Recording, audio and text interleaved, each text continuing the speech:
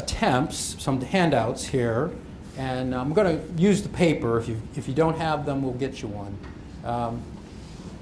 Maybe we should put them up because I'm not sure everybody has it. Can we do the Which one first? the stoplight?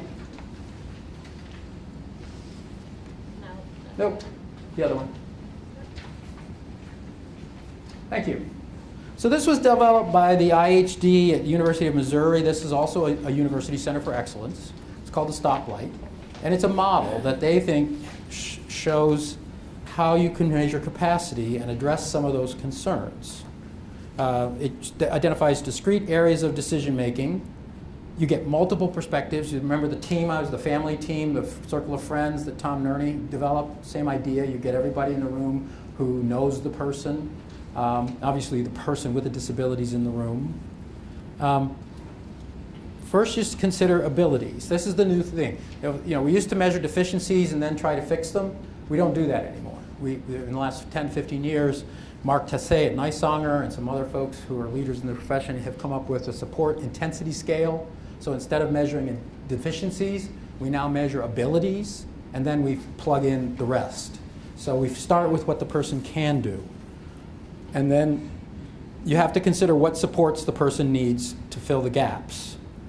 And the way it works is you start with the least restrictive, which is the individual can make his or her own decisions. Then the individual can make decisions with support. And then the most restrictive, the individual cannot make decisions even with support.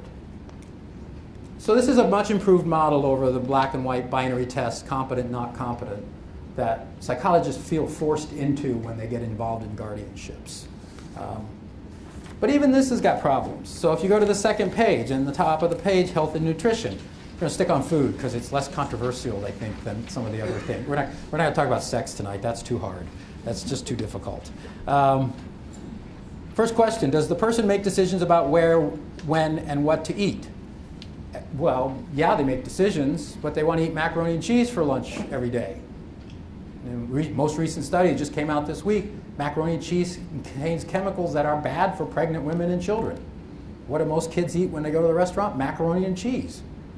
So even this tool, which is a really good start, begs the question of the quality of the decision and the implicit bias of the testers and the circle of friends. And also, remember I mentioned the medical model earlier and the disability bubble, the medical model? That's a big deal because if you're in an ICF or you're in a waiver home, you've got a dietitian that's going to be telling you what you can eat, and that becomes a medical consent issue because of that. So that's a big issue. It's bigger than it should be. I had a dear friend, a fellow who had a brain injury. I represented him for 25 years. He died about 5 years ago. And his biggest thrill was when I would come to meet with him because we'd go out to have lunch. And the dietitian used to meet us at the doorway and says, "Where are you going for lunch?" I said, "I don't know." "What are you going to have?" "I don't know." Whatever he wants, pretty much. And so we'd go out and he'd have a double cheeseburger and a chocolate milkshake, and he'd come back and he'd tell the dietitian. And they tried to stop me from seeing him at one point in one place, and I played the lawyer card, and I said, "Look, I'm taking him to lunch. We're going to talk about his case. You can't stop me from doing that."